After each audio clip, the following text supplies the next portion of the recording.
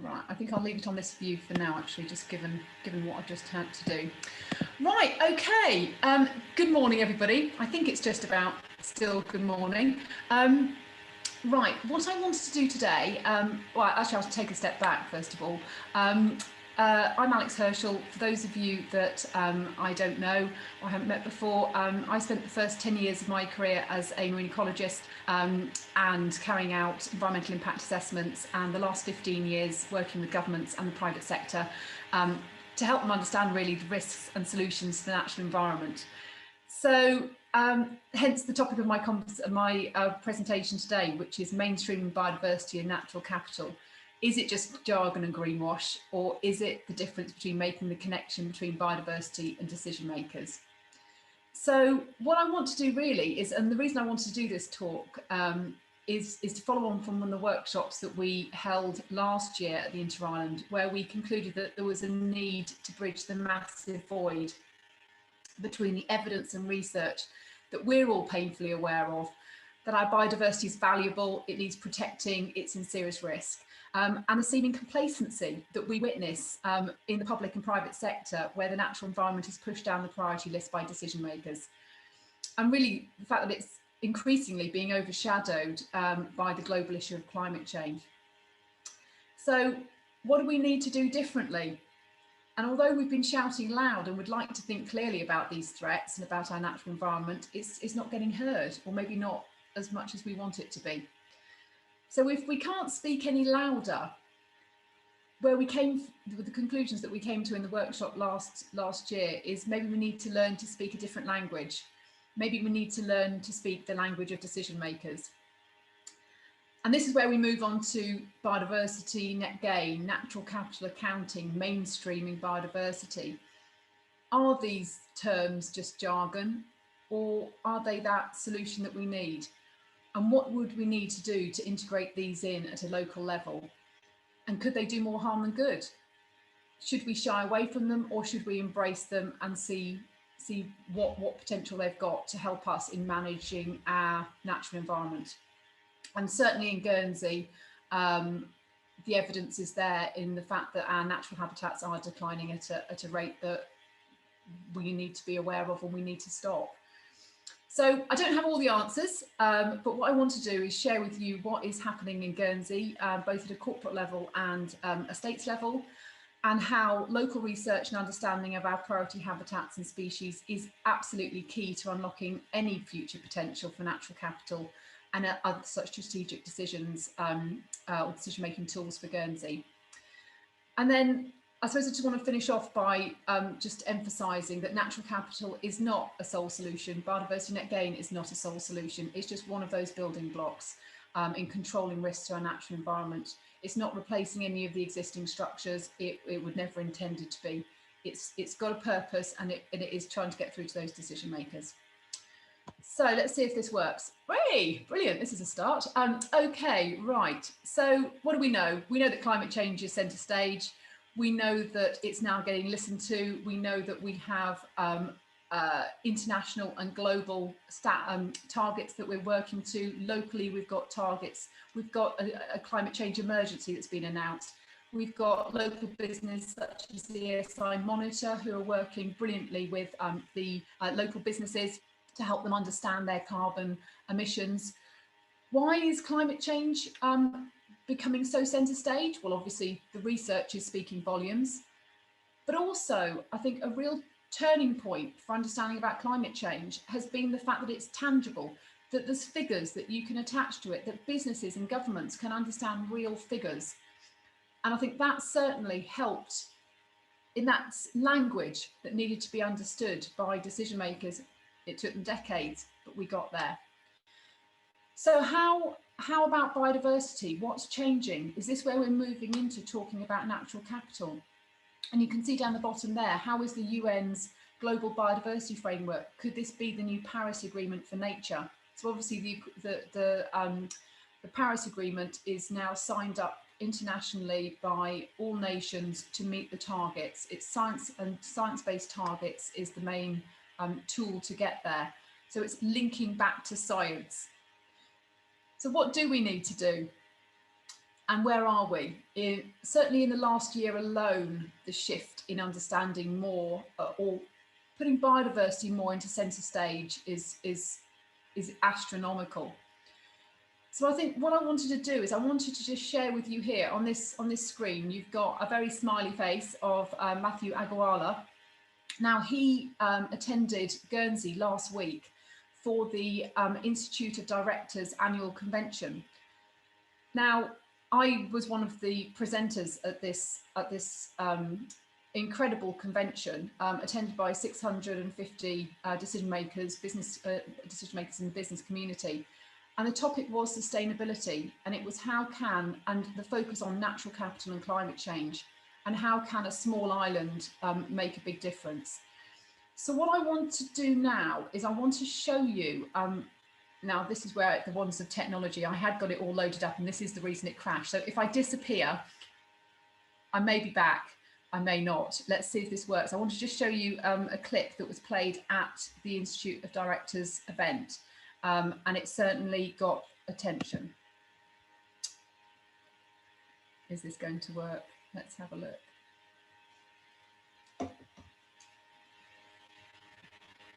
Now, can someone tell me, can you see this, or do I need to load another screen? Sarah? We can't see that at the moment, Alex. Right, let me do that again. Right, bear with me, everybody. No problem. Here we go. Right, there we can go. you see a YouTube video? Yeah, we can see the YouTube now. Okay, right, let's play that and see what we can see. I have been looking at the history of GDP. Ah! Which is the way you measure what's happening in the economy. The history of GDP has really been about can we afford to go to war? It came about during the Second World War. The governments wanted to know how much they had available to fight war and what kind of sacrifice consumers were going to have to make for the war effort. GDP is very familiar, although most people don't actually know what the letter stands for. It adds up all the incomes and all the expenditure and all the production in the economy, and combining all of those things in one number. You can look at how it changes over time, you can compare it to other countries and see what the ranking looks like, and that's a very powerful incentive to get people to do things. GDP, which our politicians and economists fixate upon, is a measure of the flow of income. Now, you as an individual probably don't assess your prosperity by looking at 1 month's earnings. You'll look at the debt you need to cover, the value of your savings and pensions, your ability to rely on your community to interact and prosper. If you're a forward-looking company, you won't just look at a quarter's earnings. You'll look at the value of your buildings, your people, and your ideas in generating profits in the future. So it's strange that at the national and at the international level, we tend to fixate only on flows of GDP, almost to the complete neglect of measuring the value of all the wealth that surrounds us.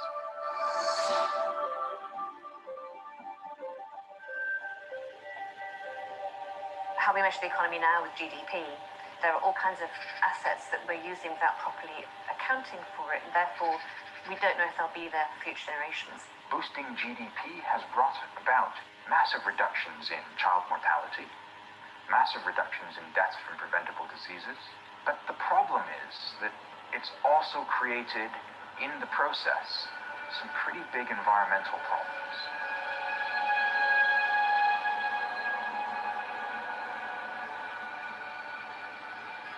It's created some pretty big issues of inequality.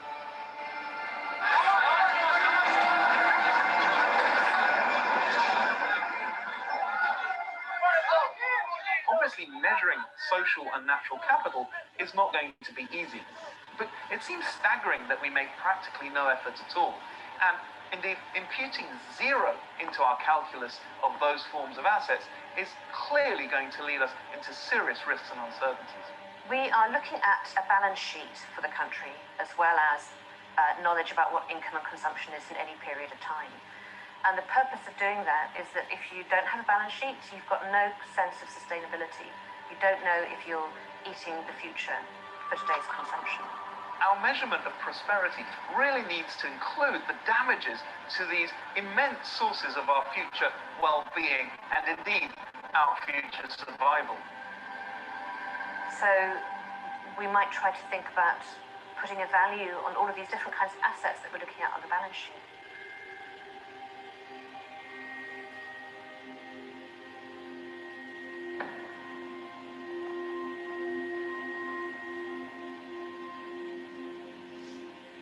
So you might see that income is going up, but the stock of assets that we use is going down.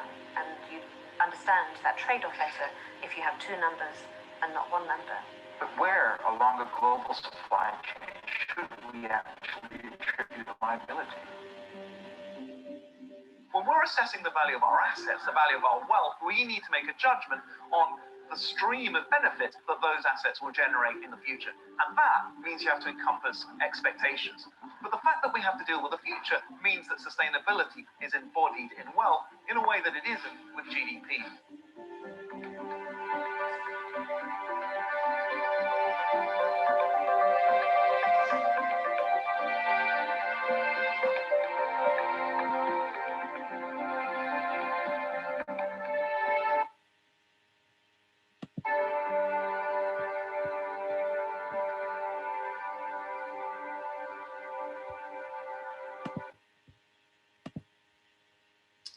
Okay, let me just go back to the presentation now. See if we can get right. Okay, so hopefully first of all you heard the audio on that. Secondly, I think the real message there is that change in language and that change in approach to help decision makers appreciate the value of our natural environment and our biodiversity.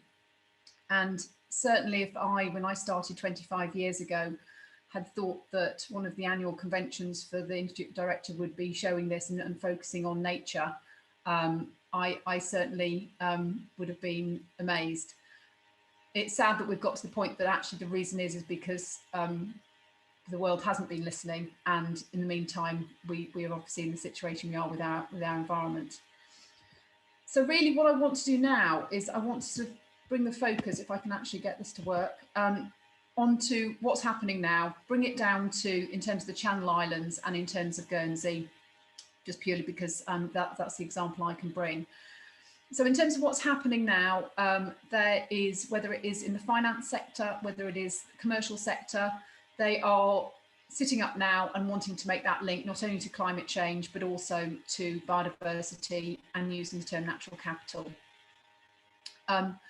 What we're trying to do is we're trying to ensure that that information can be as robust as possible. It's based on actually down on the ground, what do we need to know about our priority species to make sure that whatever is used in the Channel Islands and in Guernsey is proportionate. In terms of what is happening elsewhere, say in the UK, or I would say sort of the more corporate versions of natural capital accounting, it's very much based on algorithms, on very high level data.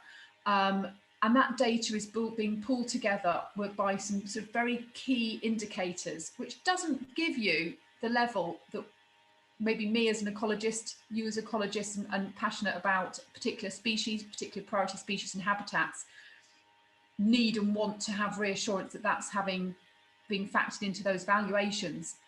However, as hopefully that footage showed, the starting point at the moment is zero in that decision-making sort of thought process. So what we need to do is we need to understand all those different levels as to how all the building blocks of the controls that we're trying to put in place, whether it is marine protected areas, whether it is changes in planning law, whether it is wildlife protection laws. This is one part of it to try and help that tier of decision makers understand exactly where it fits in. So businesses are applying that. And I think one of an amazing step change that I'm aware of is in the UK, all of the water companies are now including natural capital as part of their balancing of what their investment portfolio. So this is saying, right, so instead of getting a new water treatment plant, why don't we look at what we're actually about, protecting our reed beds, protecting our natural environment around, doing nature-based solutions, and what is the long-term value of doing that? Maybe instead of putting a big treatment plant, we could do more habitat restoration. So actually this is through natural capital. What it's doing is it's actually getting what we need, which is the protection, but in a different way. So this is that's what's happening in the UK. The other thing they're doing, obviously, is in terms of how they're valuing. What we're trying to do is the same thing that we've been talking about, how important it is to protect species, important it is to protect habitats, the importance of protecting our green space around us. But what they're doing now is they're putting figures to it, and it's actually making those decision makers sit up and look when they've actually got something you can put a figure next to it. So this is where the positives of natural capital come in. None of this replaces all of the existing tools that are already in place, but it's just giving a figure where there was zero before.